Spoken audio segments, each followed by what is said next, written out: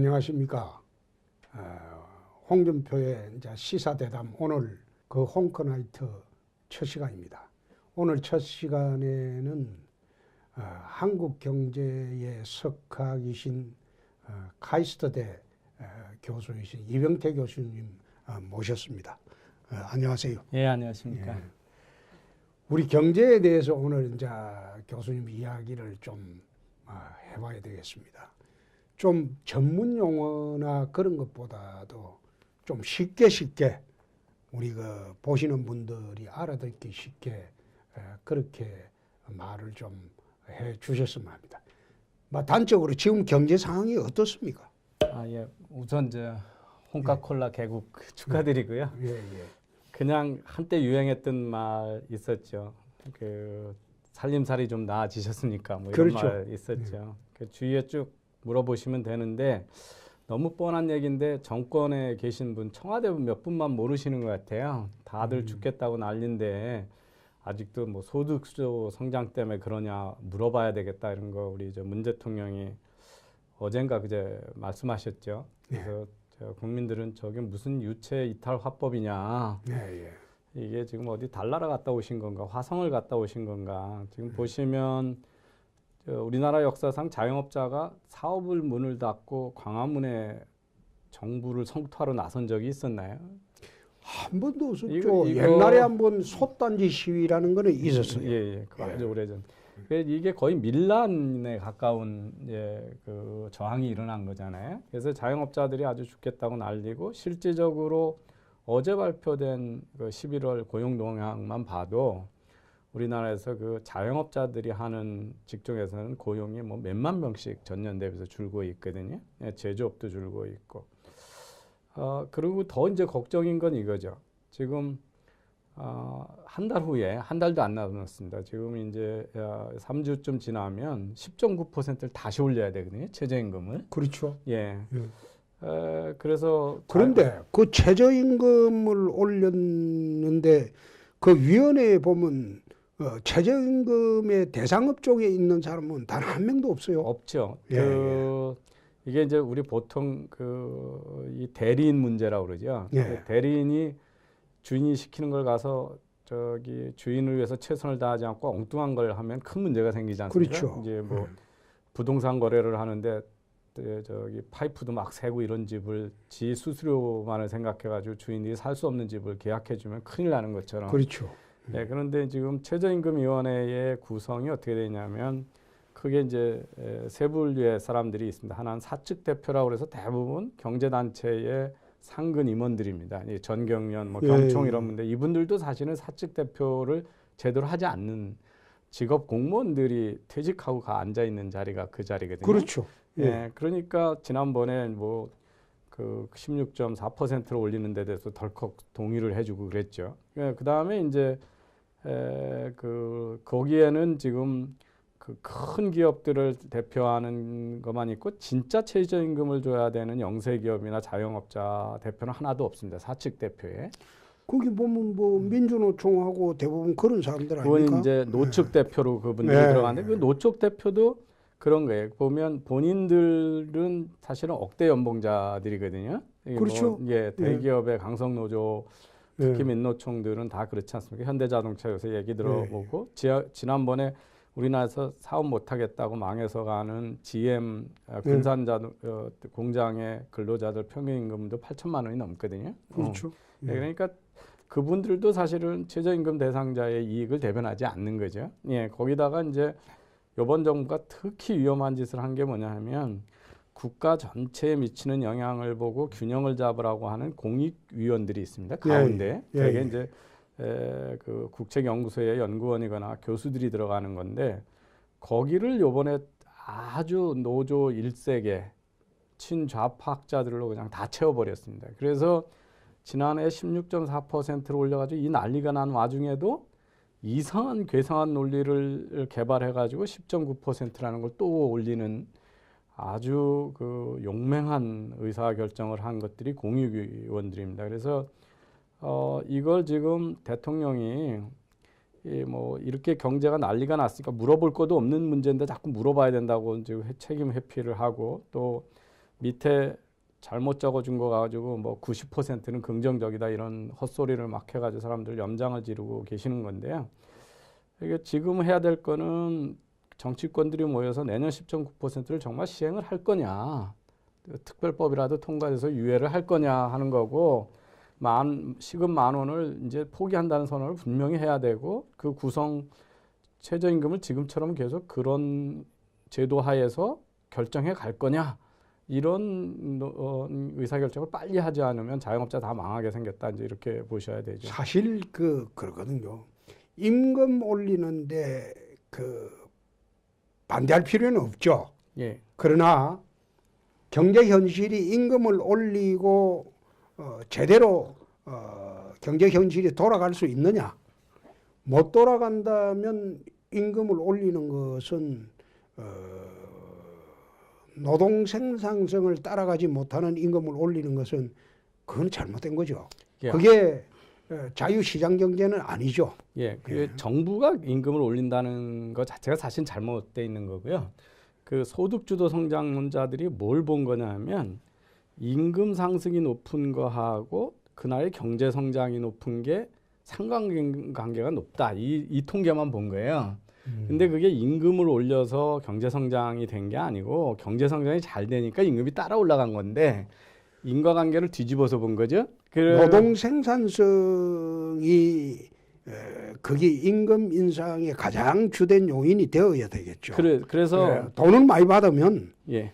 일을 많이 해야 되고. 예, 그래서 지금 통계치를 어떻게 보면 정반대 결과가 나오냐면 지금 바로 대표님이 보신 그 통계입니다. 뭐냐면 노동 생산성 대비 임금 인상이 얼마나 높은가 하고 경제 성장을 보면 역관계가 있습니다. 당연히 그렇겠죠. 예. 그러니까 그 노동 생산성은 안 올라가는데 인건만 막 올려주면 그 회사들이 원가만 올라가고 그러니까 이익이 줄어들고 되니까 투자를 못 하게 되고 이러면서 그렇죠. 경제가 망하는 거 아닙니까? 그런데 그 변수를 한 개만 더 집어놔도 반대의 현상이 나타난 걸 보지 않고 계속 우기는 게 지금 소득주도 성장론이고, 그게 이제 우리 경제를 이렇게 무리한 정부 주도의 임금 인상이 당연한 것처럼 하는 아주 위험한 사고가 정부를 지배하고 있어서 이렇게 위험한 경제가 온 것 같습니다.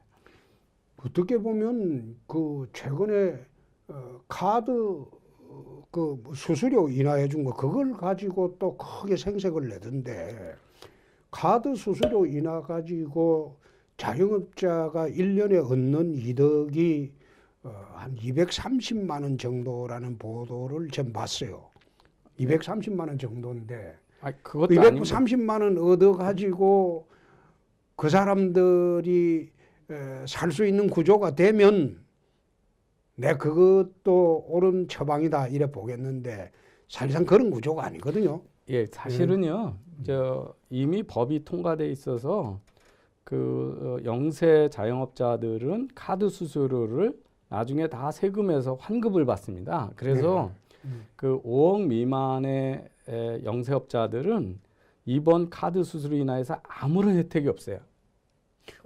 되려 더 손해가 납니다. 이게 그래서 지금 그 카드 수수료 선심 공세는 완전히 사기에 가까운 거거든요. 왜 그러냐 하면 지금 이번에 10억 미만의 영세업자를 보면 85%가 다 5억 미만이거든요. 그러니까 그 5억 미만의 영세업자들은 지금하고 아무런 달라지는 게 없이 사실은 비용이 더 많이 발생합니다. 이 카드사가 카드 수수료를 받아가지고 혼자 먹는 게 아니거든요. 그러니까 벤 사업자도 나눠주고 그래야 돼서 카드를 받으려면 카드 단말기가 있어야 되지 않습니까? 그렇죠. 그래서 벤 사업자가 거기서 계속 수입이 들어오니까 무료로 줬던 건데 수수료 확 나눠버리니까 이제 어떻게 하냐면 이건 이제 돈 주고 써라 이렇게 돼가지고 되려 그래서 그 카드 수수료는 그래도 괜찮은 한 30억 이상에서 500억까지의 거의 영세업자가 아닌 그 중소기업한테급의 자영업자만 해당이 되고요. 그 85%에 해당하는 대부분의 자영업자들은 손해만 나는 건데 정부가 많이 호도를 했죠. 예. 우선 자영업자는 그렇게 지금 폭망하는 단계까지 왔고 중소기업도 지금 사실상 공단에 가보면 거의 폐업을 하고 공장부지를 내놨어요. 내놓고 알짜배기 중소기업은 거의 베트남하고 동남아로 다 탈출을 하고 있습니다. 또 대기업도 지금 미국 쪽으로 지금 가고 있거든요. 뭐 현대자동차도 그렇고 삼성 세탁기도 그렇고 한화 그 태양광 공장도 미국 쪽으로 가고 또 SK 뭡니까 케미컬입니까? 예. SK에는 뭡니까 전지죠, 전지 공장. 예. 그 다음에 그 롯데는 케미컬 공장을 지금 짓고 있고 오하이오 오준과 대기업도 지금 해외 탈출을 하고 있어요. 그런데 국내에는 이렇게 가다가는 산업 공동화 현상이 생길 소지가 있습니다. 그거는 내 대선 전부터 좌파 정부가 들어오면 강성 노조 때문에 국내 기업들이 해외 탈출을 할 것이다. 또 최근에 와서는 해외 탈출의 가장 큰 요인 중에 하나가 52시간 근로 강요하고 있는 거, 그 다음에 최저임금 올려가지고 임금에 지금 못 견디고 지금 나가고 있고, 또 대기업 같은 경우에는 미국으로 탈출하는 거는 트럼프의 관세 장벽 때문에 그렇거든요. 한미 FTA 이번에 하면서 또 자동차도 아주 어려워졌죠. 또 반도체도 지금 이제 하향 곡선을 그리면서 지금 어려워지고 있는데, 특히 반도체까지 어려워지면 이 나라가 내년에 플러스 성장을 할 동력이 자체가 없어집니다. 그래서 중소기업하고 대기업 현실은 지금 어떠한지 우리 교수님 한번 말씀해 보시죠. 예, 대표님 말씀하신처럼 지금 경제가 마구 무너지고 있거든요. 예. 예, 그래서 이제 지금 그 문재인 정부를 만드는데 기여했다고 하는 경제학자들이나 전임 정권의 그때 그쪽에 속하셨던 뭐 전 강요들도 그게 학자들하기 보기 어렵죠.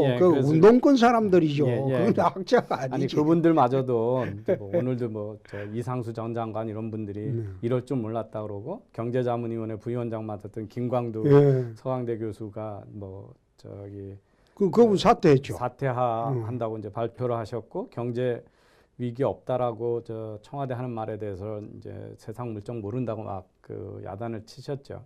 그 말씀하신 대로 지금 최저임금 인상하고 52시간제는 다 인건비를 올리는 압력이자, 그렇죠. 또 이걸 위반하면 다 형사처벌을 하게 법을 만들어놨어요. 전 세계에서 그런 나라가 없거든요. 이게 이제 그런 거 위반하도 대개는 과태료고요. 미국이 유일하게 이제 뭐 최저임금을 반복해서 계속 악의적으로 위반하면 그때 기소할 수 있다 이렇게 돼 있거든요. 그런데 우리는 다 형사처벌을 해놨어요. 그러다 보니까 이제 이 기업들 입장에서는 감옥을 안 가기 위해서라도 해외로 가야 되는 건데, 대개 이제 해외로 갈 능력이 없는 자영업자들은 고용을 줄이고 가족 노동을 늘려가지고 막 건강을 못 돌볼 정도로 지금 하고 있거나 폐업을 하고 있는 중이고요.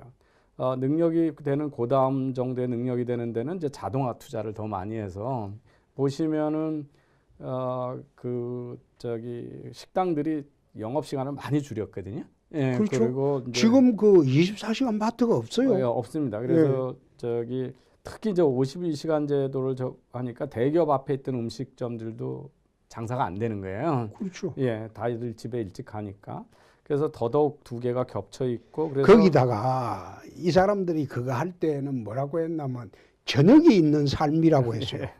그러니까 요즘 인터넷에 어떻게 나오냐면 저녁을 굶는 삶이라고 나옵니다. 제가 얼마 전에 바른미래당인가요? 거기서 52시간제 토론회 하는데 제가 갔었어요. 거기 손학규 대표가 나오셨더라고요. 그 저녁이 있는 삶이라고 한 사람 아닙니까? 저녁이 있는 삶이라고 본인이 축사에서 자랑을 하길래 대놓고 경제 현실 생각 안 하고 그렇게 선신공세 써가지고 이 소득이 줄어서 저녁이 있는 삶이 아니라 저녁 먹을 시간도 돈도 없는 삶을 만든다. 투잡, 쓰리잡디 이게 저녁을 굶는 삶이 예, 되버리죠. 그래서 그런 것들이 이제 정치인들이 경제 현실을 생각 안 하고 이제 선신공세 썼을 때 나타나는 현상인데 그랬더니 그 얘기 들으시다가 얼굴빛이 바뀌셔가지고 얼른 나가시더라고요. 제가 그분 그 옥스퍼드 박사예요. 예, 그런데 옥스퍼드.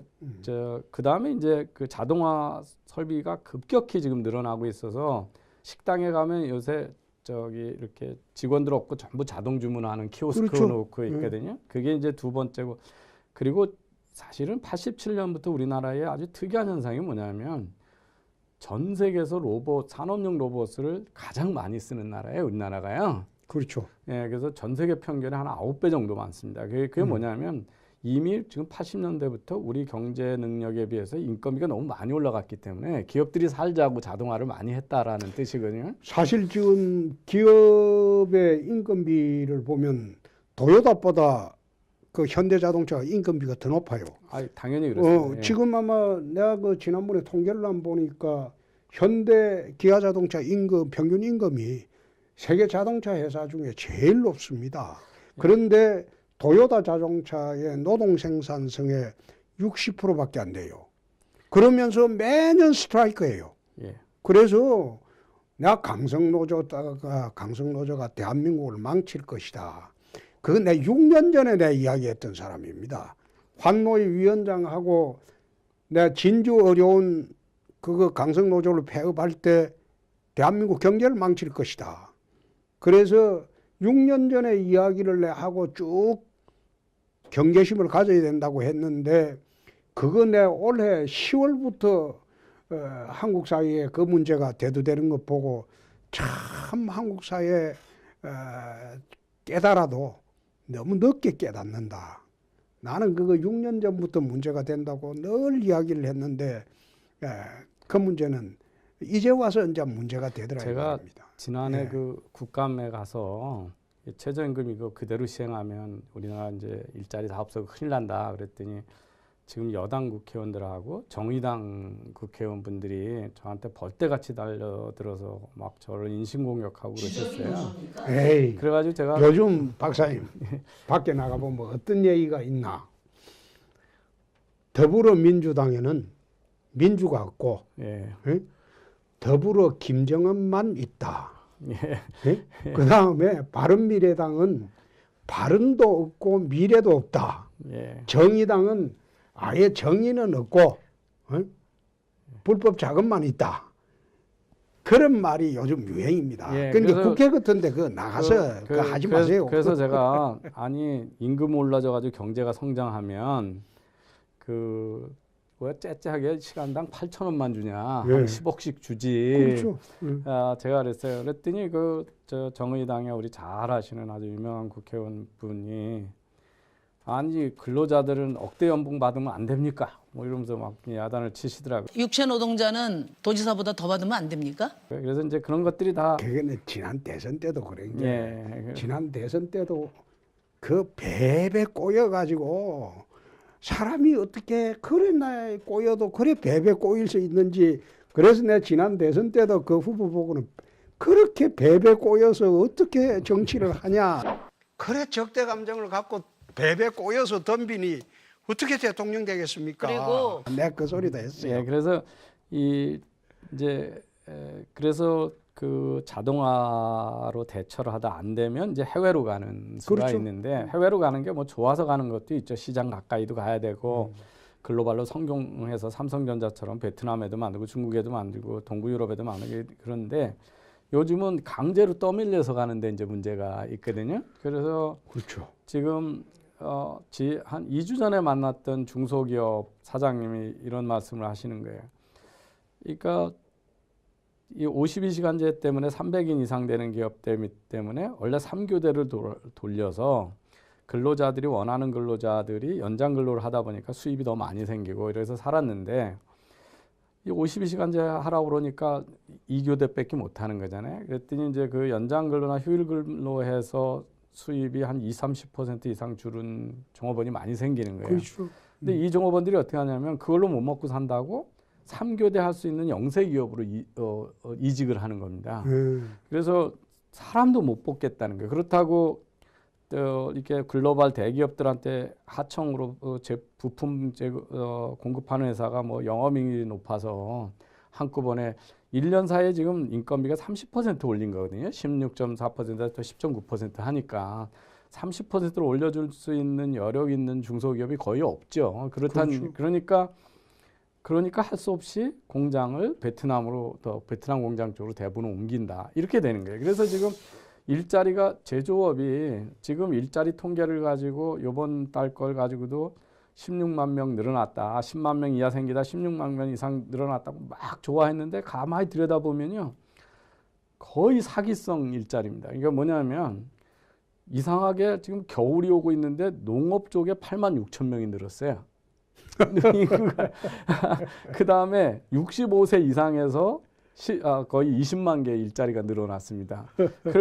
그러고 보면 그 다음에 이제 정부가 세금으로 하는 공공하고 행정 쪽에 거기 하고 또 저 사회복지 그걸 빼고 나면 민간 부분의 일자리는 계속 지금 이 정부 들어서 2018년 들어서 매달 전년 대비 30만 개 이상 줄고 있는 그게 이제 그리스로 가는 거죠. 예, 그리스로 가고 있고 그 고용 통계를 보면 더 끔찍한 게 어떤 거냐면요.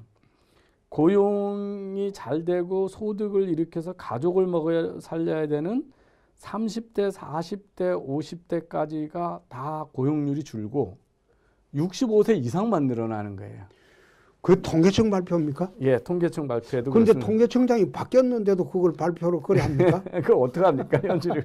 그래서 그런데 그렇게 이제 나는 정부 통계까지도 지금 마음대로 할 수 있다는 정권을 나는 그 23년 정치인인데 이 정권 처음 봤어요. 그래서 이제 망한 대표적인 나라가 그리스하고 아르헨티나 예를 들죠. 그 아르헨티나가 소득 분포 통계 잡다가 정부가 나서 가지고 통계 더 이상 잡지 마라 그래놓고 그러니까. 이제 경제 위기로 갔고 그리스도 비슷한 짓 했고 베네수엘라도 비슷한 짓 했는데 하도 공격을 받으니까 정책을 바꿀 생각을 안 하고 국민을 호도할 생각을 했는지 이제 이게 젊은 친구들한테 전 교육적으로도 보는데 젊은 친구들한테 무슨 시사를 하나 생각해 볼 수 있어요. 그 지금 통계청장 가신 분이 문재인 대통령한테 뭘 만들어준 거냐 하면 소득주도 성장이 95%가 긍정적이다. 이 통계를 만들어주신 분이거든요. 그거 어떻게 그렇게 만들었냐면요. 그 정신 나간 사람. 예. 그 통계가 어떻게 만들어진 거냐 하면 지금 월급 받는 사람을 보니 지난해보다 급여가 올라간 사람이 95%다. 그러는 거예요. 근데 월급 받다가 못 받게 된 사람은 치지도 않았고 그렇죠. 또 소득주도 성장 없어도 우리나라는 매년 물가 올라가기 때문에 임금을 올려주기 때문에 거의 대부분이 임금이 올라갑니다. 그 정책이 없어도. 그러니까 그거는 소득주도 성장하고 상관없는 통계인데 그 통계를 만들어 가지고 대통령한테 주니까 소득주도 성장률이 옳다는 통계를 만들어줘 가지고 너무 고마워 가지고 갑자기 통계청장을 만들어 준 거예요. 그래서 이건 정말 통계를 가지고 대국민 사기를 하는 곡학 아세를 했던 사람을 출세를 시킨 거거든요. 예, 그래서 이게 교육적으로도 상당히 옳지 않은 거 그러고 그다음에 이제 그래서 이제 전체적으로 지금 특히 대기업은 아까 말씀하신 지금 어려워지는 요소가 많은데요.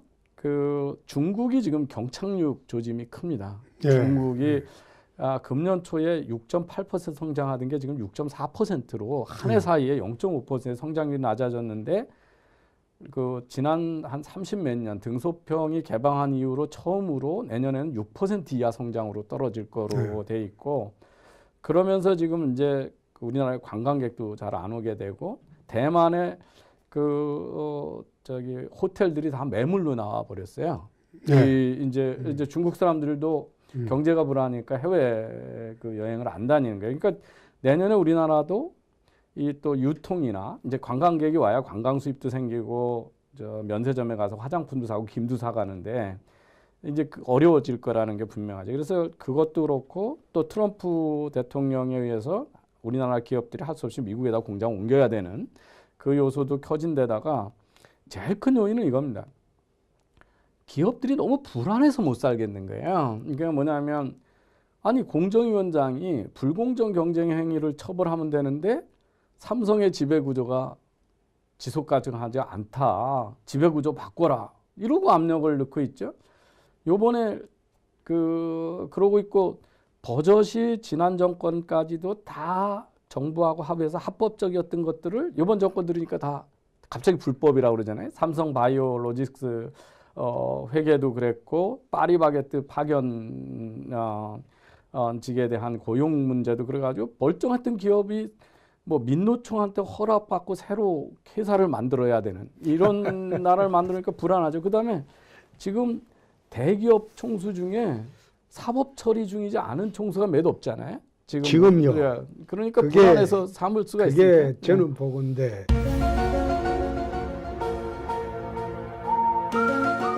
문재인 정권의 경제 정책은 국가 갑질형 경제 정책입니다.